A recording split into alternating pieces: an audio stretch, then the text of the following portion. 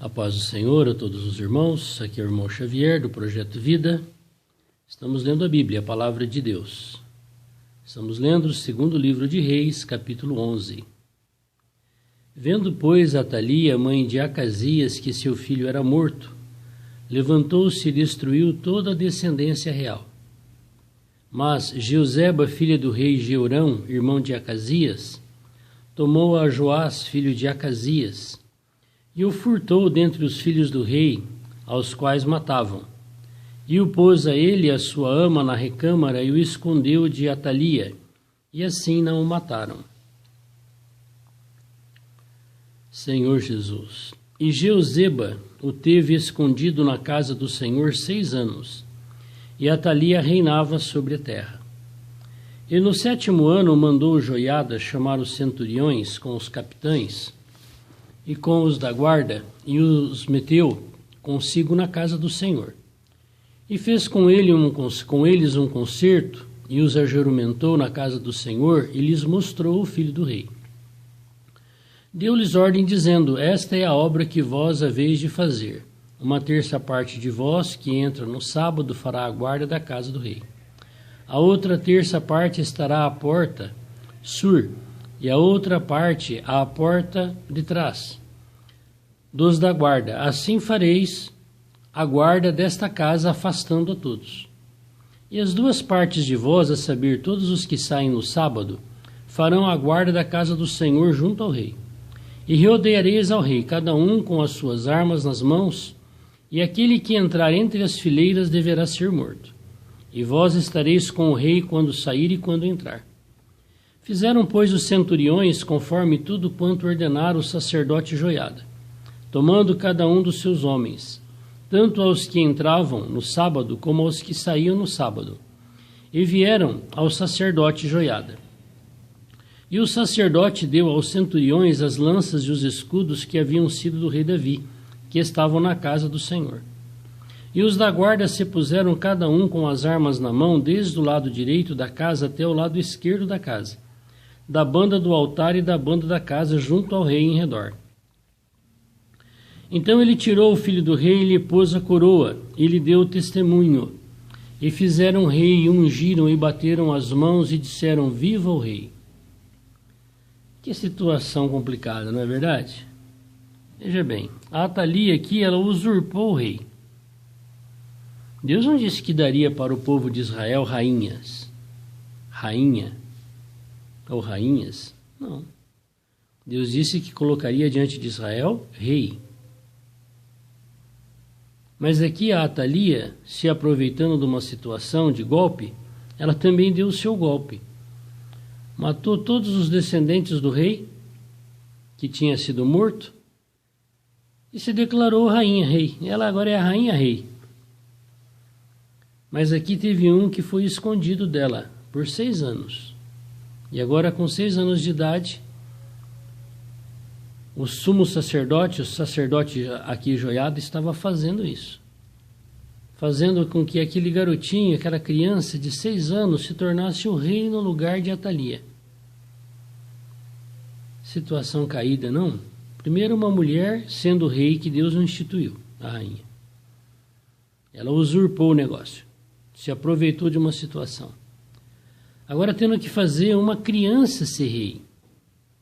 O que uma criança pode fazer como rei? Mas ainda assim o Senhor diz na palavra: deixar vir a minhas criancinhas, porque delas é o reino dos céus. Aqui, ele era uma criancinha, não sabia de nada ainda.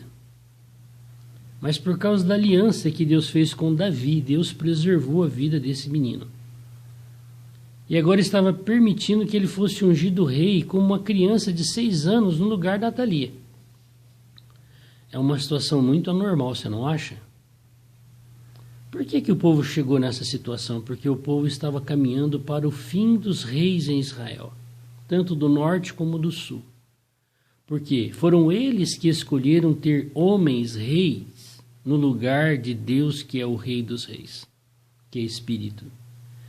Eles preferiram ter um homem como rei. Agora não era nem um homem, era uma mulher, era a rainha deles. E agora uma criança de 6 anos se tornou rei no lugar de Atalia. Será que a nossa situação também é essa? De nós estarmos usurpando aquilo que Deus fez? E nós estarmos seguindo crianças que não sabem nada? Que não têm noção de nada? Hoje nós precisamos orar ao Senhor para que Ele nos dê graça. Quem é que Ele colocou diante de nós para servir de exemplo para nós? 2 Reis, capítulo 11, versículo 13. E Atalia, ouvindo a voz da guarda e do povo, entrou ao povo na casa do Senhor, no templo, lá em Jerusalém. E olhou, e eis que o rei estava junto à coluna, conforme o costume, e os capitães e as trombetas junto ao rei, e todo o povo da terra estava alegre e tocava trombetas. Então Atalia rasgou as suas vestes e clamou: traição, traição! Mas quem que fez traição? Foi eles? Ou foi ela que matou todos os descendentes do rei, quando na sua morte há 6 anos atrás, e se declarou rainha em Israel? Agora chegou o momento de Deus julgá-la. Porém, o sacerdote Joiada deu ordem aos centuriões que comandavam as tropas e disse-lhes: tirai-a para fora das fileiras, e a quem a seguir matai-o a espada, porque o sacerdote disse: não o matem na casa do Senhor, que era no templo, em Jerusalém. E lançaram mão dela, e ela foi pelo caminho da entrada dos cavalos, à casa do rei, e ali a mataram. E Joiada fez um concerto entre o Senhor e o rei, e o povo, que seria o povo do Senhor, como também entre o rei e o povo.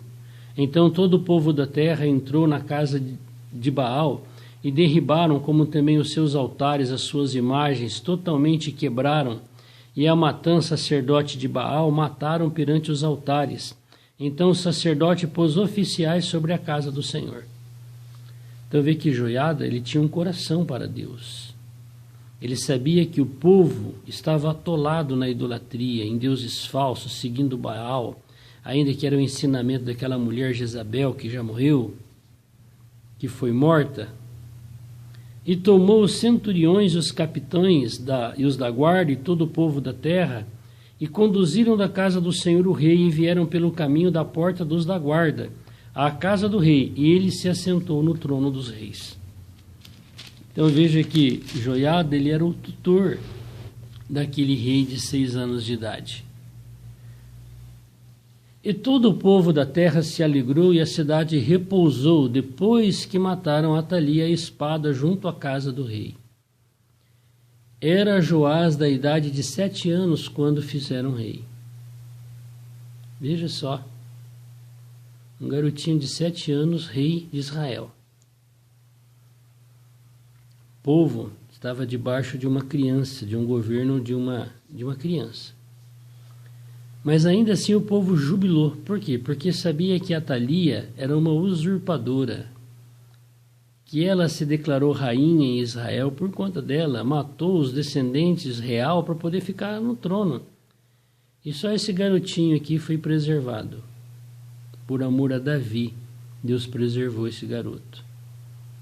E Joiada, a pessoa temente a Deus, estava aqui sendo o tutor dessa criança.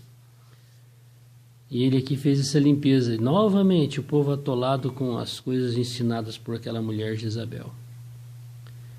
Vamos ver o que esse garotinho mandou fazer. 2 Reis, capítulo 12. No ano 7º de Jeú, Jeú reinava lá em Israel, nas 10 tribos.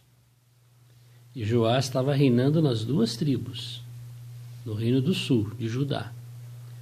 No 7º ano de Jeú, começou a reinar Joás, e 40 anos reinou em Jerusalém. E era o nome de sua mãe Zíbia de Berseba. Então vê que ele viveu 47 anos. Reinou 40 anos em Israel.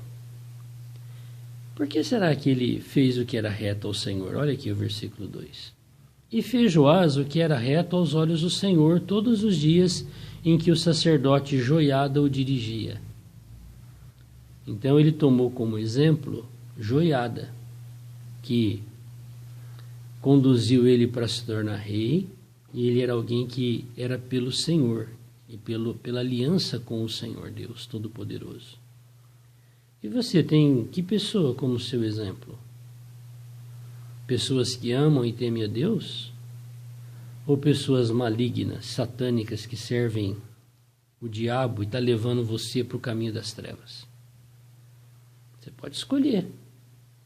O Joás aqui escolheu observar bem o Joiada. Quem era Joiada? Tão somente os altos se não tiraram, porque ainda o povo sacrificava e queimava incenso nos altos.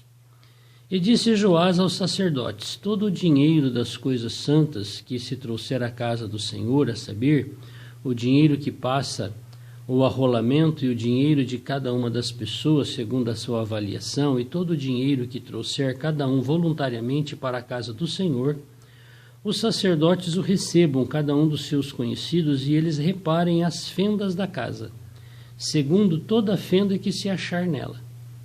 Sucedeu, porém, que no ano 23 do rei Joás, os sacerdotes ainda não tinham reparado as fendas da casa. Nesse momento, a arca de Deus, a arca da aliança, onde tinha as tábuas que Deus escreveu, os 10 mandamentos, estava dentro desse templo. E Deus fez uma aliança com Davi de colocar o seu nome ali para sempre. E nesse tempo Deus se manifestava dentro dos santos e falava com o sumo sacerdote, audivelmente. E ele, o sumo sacerdote, falava para o povo as palavras de Deus. E por causa de tantas coisas negativas no meio do povo de Israel, como é que estava esse templo onde Deus se manifestava? Cheio de fendas, rachados. E o Joás, como rei, já tinha dado ordem que era para ser reparado a casa do Senhor. Mas depois de tantos anos, não tinham feito ainda a obra. Então o rei Joás chamou o sacerdote Joiada e os mais sacerdotes e lhes disse: por que não reparais as fendas da casa? Agora, pois, não tomeis mais dinheiro dos vossos conhecidos, mas dai-o em prol das fendas da casa. Talvez aqui Joás ele tinha um coração para o Senhor. Ali naquela casa se manifestava o Deus de Israel, o Rei dos Reis, o Rei de Israel, o Todo-Poderoso. E consentiram os sacerdotes, e não tomaram mais dinheiro do povo, nem repararem as fendas da casa. Porém o sacerdote Joiada tomou uma arca, e fez um buraco na tampa e o pôs ao pé do altar à mão direita dos que entravam na casa do Senhor. E os sacerdotes que guardavam a entrada da porta depositavam ali o dinheiro que se trazia à casa do Senhor. Sucedeu, pois, que quando viram que já havia muito dinheiro na arca, o escrivão do rei subia com o sumo sacerdote e contavam e ensacavam o dinheiro que se achava na casa do Senhor.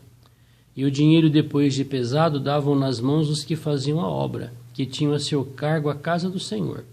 E eles o distribuíam aos carpinteiros e edificadores que reparavam a casa do Senhor, como também aos pedreiros e aos cabouqueiros que compravam a madeira e pedras de cantaria para repararem as fendas da casa do Senhor, e para tudo quanto a casa se dava para repararem.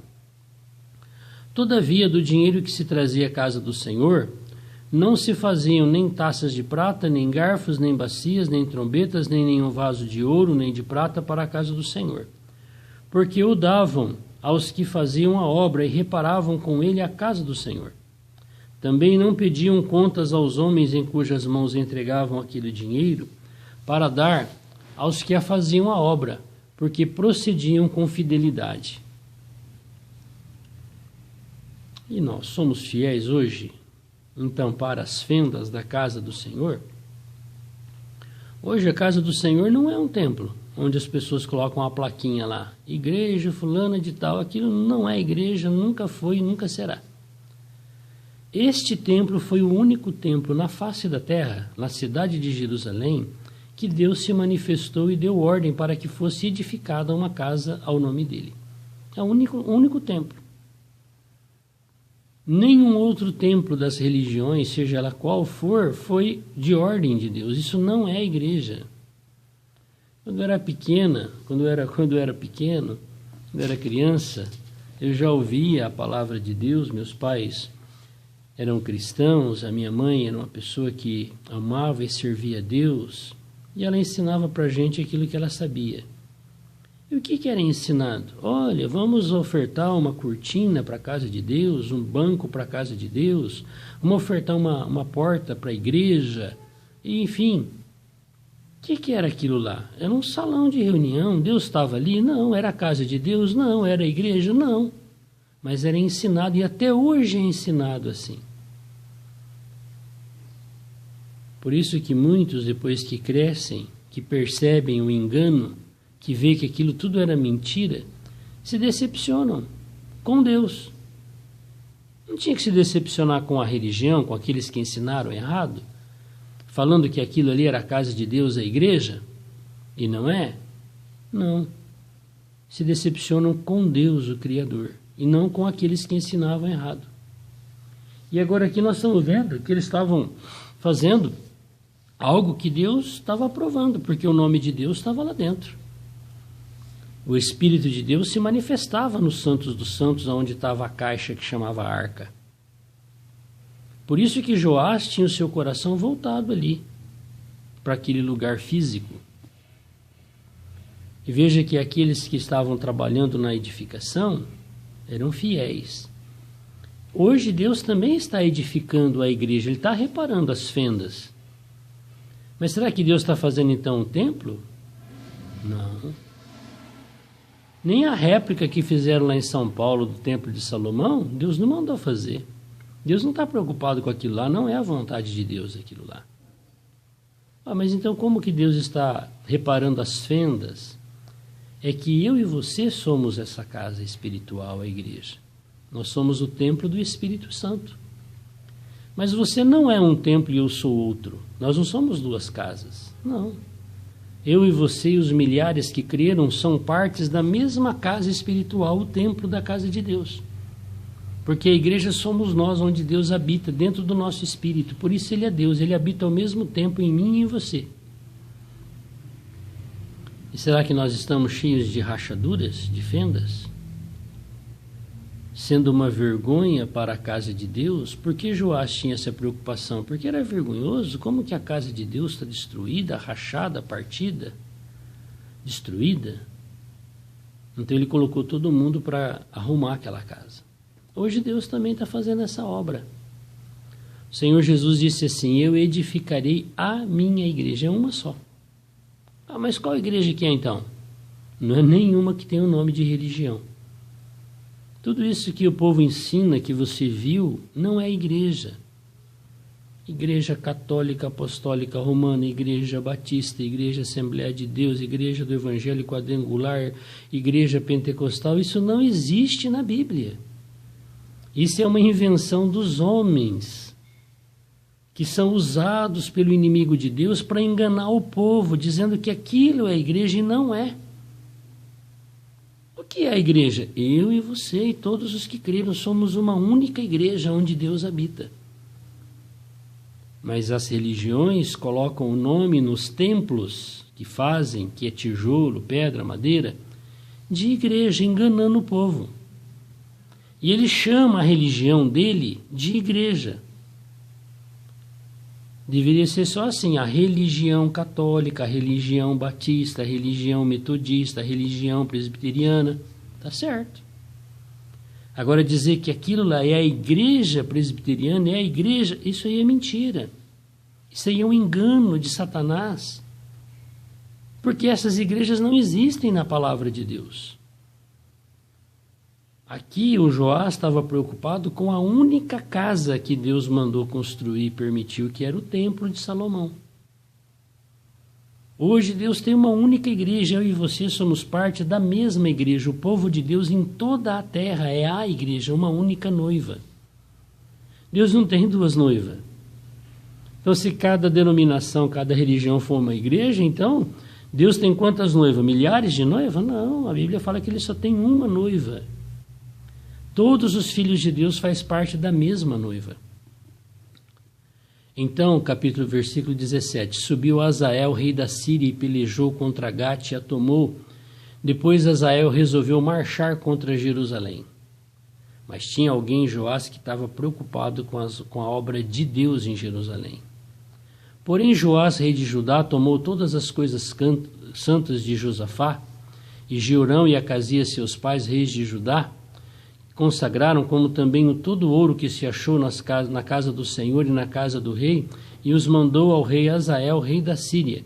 E este então se retirou de Jerusalém. Então veja aqui que o Joás entregou todas as riquezas que havia no templo para Hazael, rei da Síria. Você lembra lá atrás quando a gente viu quando o profeta Elias falou sobre Hazael, que ele iria destruir Israel? Então, se Deus falou que ele ia destruir Israel, não adiantava você resistir contra aquilo que Deus já deu a ordem da destruição. Ora, os mais atos de Joás e a tudo quanto fez mais, porventura não estão escritos no livro das crônicas dos reis de Judá?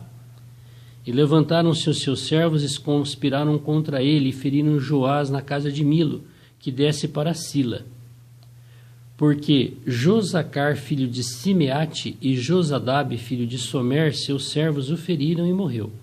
E o sepultaram na cidade de Davi, e Amazias, seu filho, reinou em seu lugar. Esta é a situação do governo humano. Então, hoje, as pessoas que seguem os religiosos é criança seguindo criança. Não compreende a palavra de Deus, ensina errado a palavra de Deus. E veja que o reinado aqui de Judá estava em totalmente decadência, não tinha mais força nem para resistir a Hazael, porque Deus já tinha decretado a destruição de Israel e de Judá. E o Hazael aqui era um enviado de Deus para trazer essa situação.